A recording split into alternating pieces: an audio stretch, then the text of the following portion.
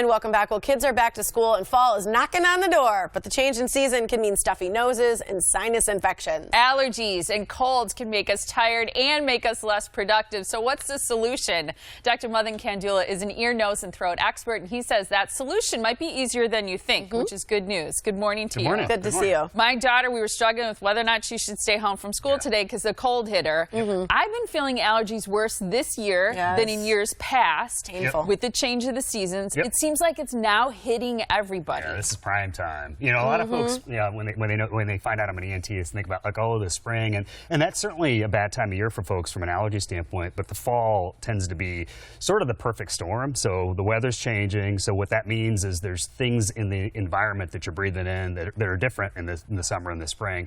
And so a lot of folks are allergic to like ragweed, things that are out this time of year. We're also because the weather's changing, you're inside more. You're inside more means you're sneezing and coughing and all the things that happen there, and all the germs get passed around. Kids are in school, and so that's not only, that same deal for them. People again. And kids, their parents. It's sort of this cycle of it starts now, and people, I think, are aware of that. And a lot of folks who deal with sinus infections, for instance, know, winter's coming and it's going to be a bad time, and it is. And it's always the worst time of year in this like in the northern environment that we're in. So all those things kind of come together. Is that what causes then an actual sinus infection? No, well, it's like the root cause for a sinus infection is that the sinus opening shut down. So we all have sinuses. I think a lot of people don't know this, but they're just air-filled pockets in your skull. They have little passageways into the nose. Teeny passageways, and if those passageways are too tight for people, that puts them on the edge of trouble, and then you get a cold or you get allergies, and what was tight shuts down. That's what causes a sinus infection. So it's the anatomy shutting down that traps somebody, and the problem is once those areas shut down, then you're in trouble, and then it's a matter of how do you get out of trouble, and a lot of folks turn to things that just don't work for them. Yeah. I for many years had sinus infections all the time, but I think a lot of people who've never had them before aren't sure that they're even having one. So what do you tell people to look for? What are the signs? Yeah, I mean, sometimes it's obvious. If you have like a full-blown acute sinusitis is what we call it, like an active sinus infection, it's miserable. It feels like your head's pounding. You're blowing out tons of nasty stuff. Pressure. But a lot of folks more folks suffer with a chronic sinus infection. So same issues. Sinus passageways are too narrow. Things aren't draining properly. And then you get chronic inflammation in the sinuses and into the nose. And it just is this sort of descent in your quality of life. You're stuffy, you're not breathing well, you're not sleeping well, you have headaches, you've got drainage, all those sorts of things that you don't necessarily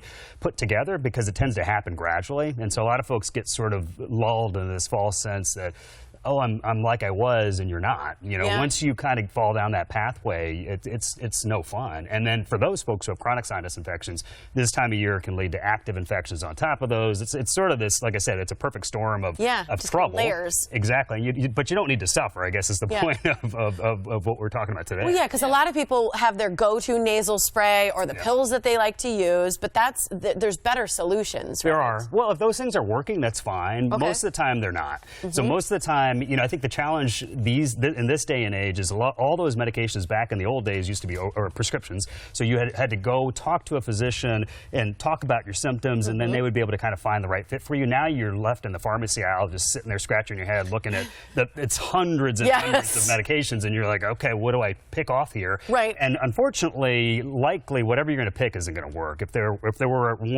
there were good solutions there would be a handful. There wouldn't be 100.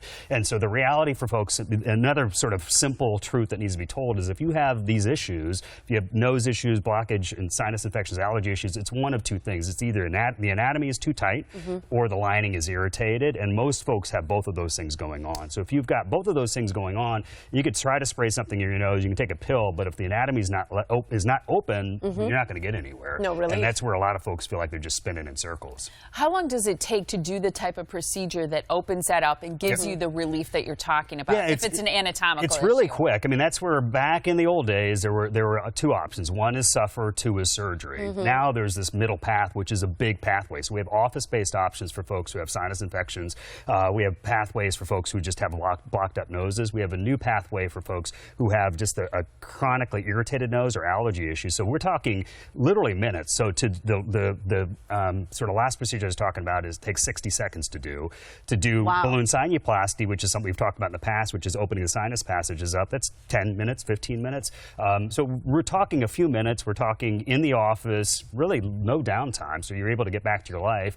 A lot of times that was the struggle for folks, trying to figure out, is this bad enough that I should do something about it? And the good news nowadays is the bar is lowered, where if it's impacting you, you should do something about it. And really now is the time of year, both as far as this is when things change. It's also, you know, the calendar's turning, the end of the year is in sight, you know, football season's upon us, and so it's one of those, you know, a lot of folks get it done. You know, get it done. Your deductible for a lot of folks is met, and that's a big factor. And so some folks are sort of bashful about that, thinking, oh, is this really, you know, the right rationale? Yes. Yes, it is. You know, there's a reason Use that to your benefit, absolutely. right? And if this is a time you're going to, you know, sort of take care of yourself, if it's financially feasible, that's an easier way to make it happen. Absolutely. You can schedule an appointment at adventnose.com in like 60 seconds or less. There's all the locations on your screen. So one near you for Advent: Wauwatosa, Mequon, Lake Country, Pleasant Prairie, and Oak Creek. The phone number is 414-771-6780, where you can schedule an appointment there. Info@adventnose.com is the email. Thanks so much, Doctor. Thanks for having me. Oh, it's good Thank to you. see you. Get it taken care of.